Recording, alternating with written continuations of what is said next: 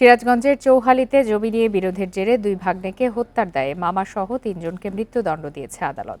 দুপুরে সিরাজগঞ্জ সিনিয়র জেলা ও দায়রা জজ এম আলী আহমেদ এই রায় ঘোষণা করেন। রায়ের সময় আসামিরা আদালতে উপস্থিত ছিলেন। জমি নিয়ে বিরোধে ২০১৮ সালের ৭ ডিসেম্বর মামা বকুল মিয়া সহ কয়েকজন ভাগ্নে কাউসার ও মিল্টনকে মারধর করেন। গুরুতর অবস্থায় ঢাকা নেয়ার পথে মারা যায় কাউসার। পরদিন চিকিৎসাধীন অবস্থায় মারা যান মিল্টনও। এদিকে নাটোরের লালপুরে শালিকাকে অপহরণ ও ধর্ষণ মামলায় দুলাভাই জাহিদুল ইসলামকে যাবজ্জীবন কারাদণ্ড দিয়েছে আদালত। একই সাথে ৫০,০০০ টাকা জরিমানার আদেশ দেওয়া হয়েছে।